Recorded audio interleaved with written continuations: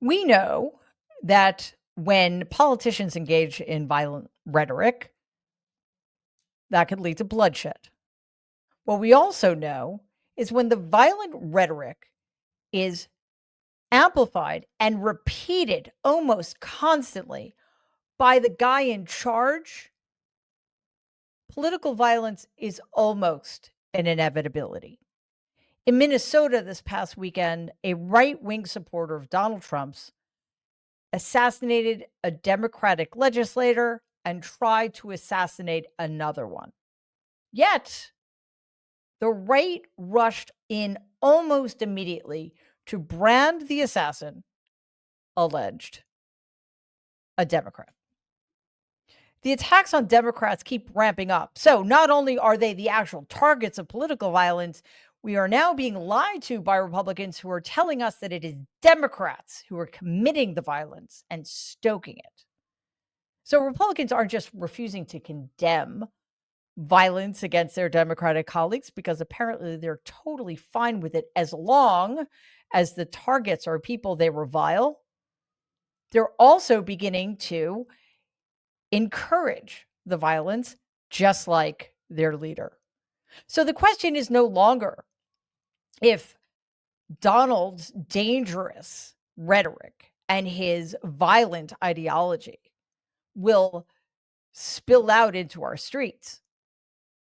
That is happening now. It will continue to get worse. And that is the question we need to grapple with.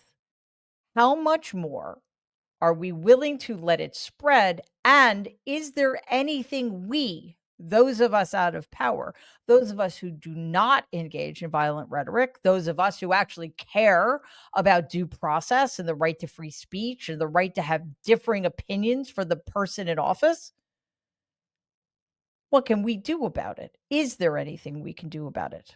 Republicans are increasingly likely to try to make it sound as if it is the Democrats who are the cause of the political violence. This, of course, despite the fact that it is the Republican base that has become increasingly violent and dangerous, thanks, of course, to Donald's rhetoric. Let's take a look at Elon Musk. He went on Twitter yesterday to promote the egregious lie that it's Democrats who are more violent than Republicans. Of course, because he's Elon Musk, he got smacked down by his own AI fact checker, Grok. Grok responded to the tweet with the facts that right wing violence has been more frequent and deadly in recent years. And Grok, because Grok is more human than Elon Musk and is much more interested in telling the truth than Elon Musk, cited January 6th, as well as other incidents, to make the point.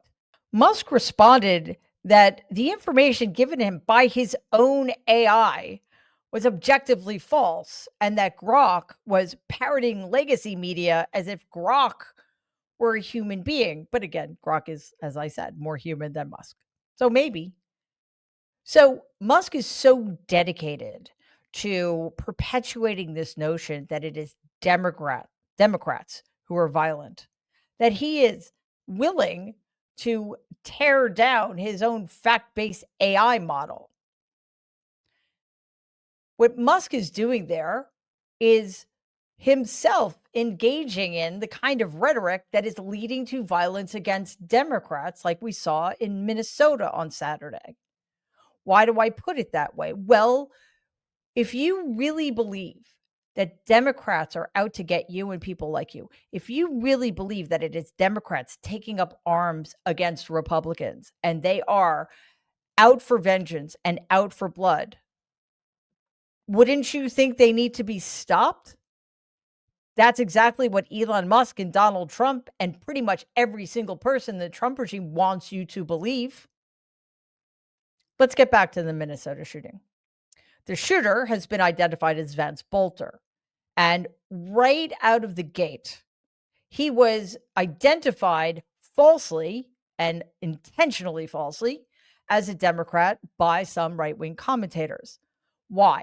Well, for the simple reason that although he was appointed to a nonpartisan community board by Governor Tim Walz's predecessor, Walz rubber stamped Bolter's reappointment, although Walz had nothing to do with him and probably didn't even know who the man was.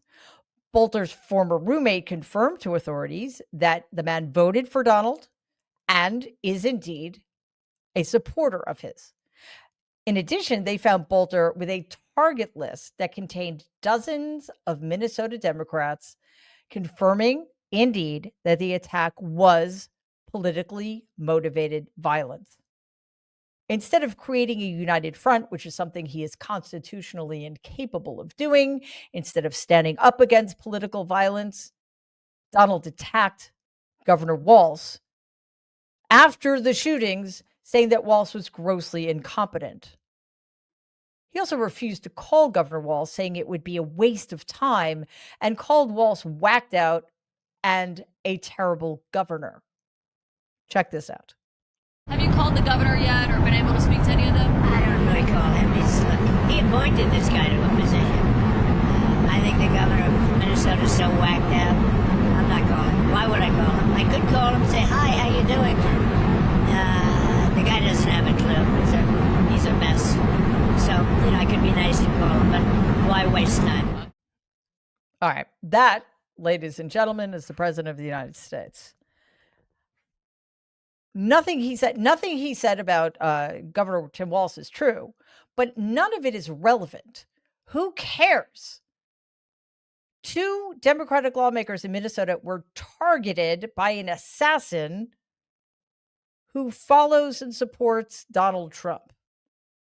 Again, he had a list of names, almost every single one of which belonged to a Democratic politician or was a supporter of or somehow attached to Planned Parenthood.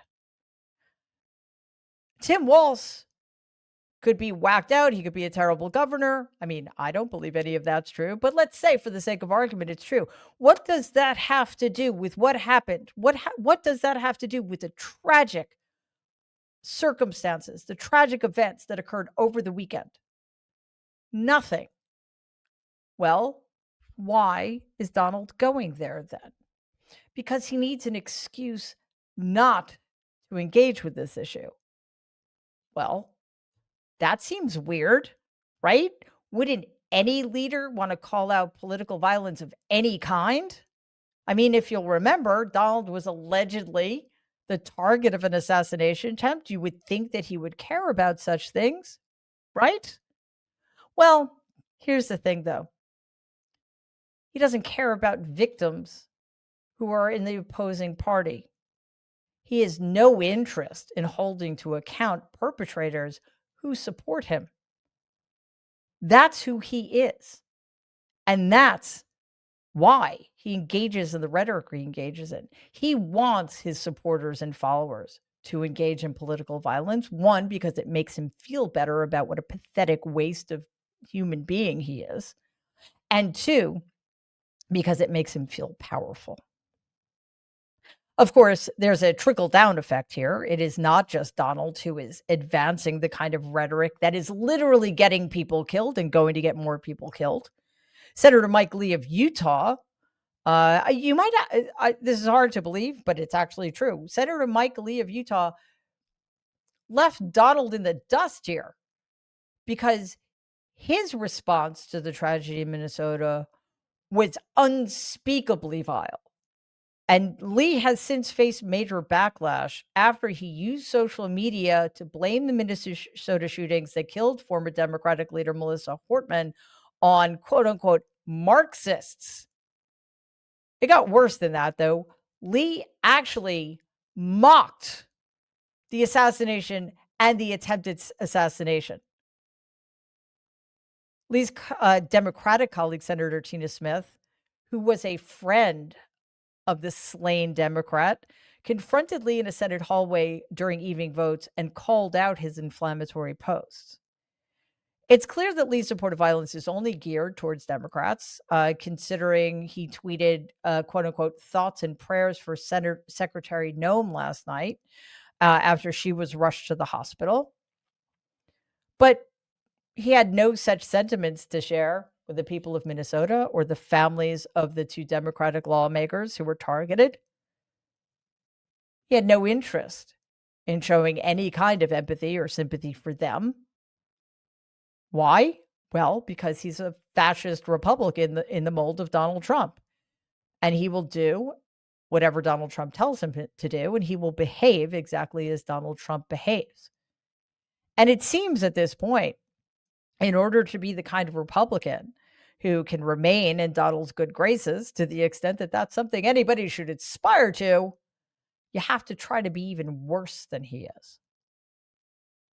Beyond Donald and his closest allies, Republican legislators and even some members of the police are also jumping in.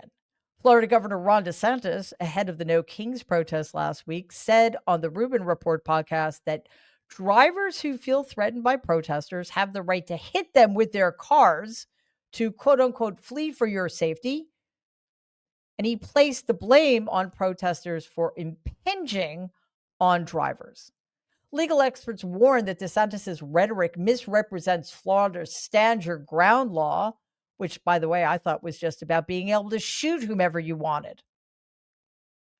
They emphasize that deadly force is only justified when there's reasonable fear of death or serious harm, not simply because protesters happen to be surrounding or near your vehicle. This kind of thing spreads. And probably the reason it spreads is because it empowers the insecure and the weak among us. A sheriff in Adams County, Pennsylvania, posted a horrific Facebook meme that encouraged running protesters over with your car. And this is the guy who is supposedly in charge of protecting citizens from violence in that county. Just in case it isn't clear, that pickup truck was painted to look like it was covered in the blood of protesters who had the audacity to block a vehicle's ability to move freely. And if you remember why people are protesting in the first place, it makes all of this so much worse. Yes, people are out in the streets protesting Donald Trump and his policies because we hate you, Donald. You're a vile, despicable, depraved person who has caused untold damage to this country. But you're being protested because you're in power. You're in charge, and you've made it very clear that you only represent a tiny fraction of the people in this country. So we're protesting that, but we're also protesting your cruelty and the policies that you are pursuing that put the lives of even more people at risk on a daily basis. We're not protesting because we want to make your life miserable, although that is an extra added benefit for sure. We're not protesting you because we want to be mean. I know you probably think that because you are so mean. We're protesting your regime. We're protesting your presidency. Because right now, that is the only power we have. And we know that you want to do everything in your power to make sure we don't even have that. That is why we are protesting you. And to everybody else listening to this, that is why Donald's violent rhetoric is going to get worse. Because we are reaching a very critical inflection point in this country where the President of the United States believes deeply that the best way to combat his enemies, which, by the way, is a significant percentage of the American populace, is to put them in harm's way. Please take a second and like and share this video. It'd be awesome if you could subscribe to the channel. If you're listening to us in podcast form, please follow us and give the show a 5-star rating because it really does help other people find our content. Thanks.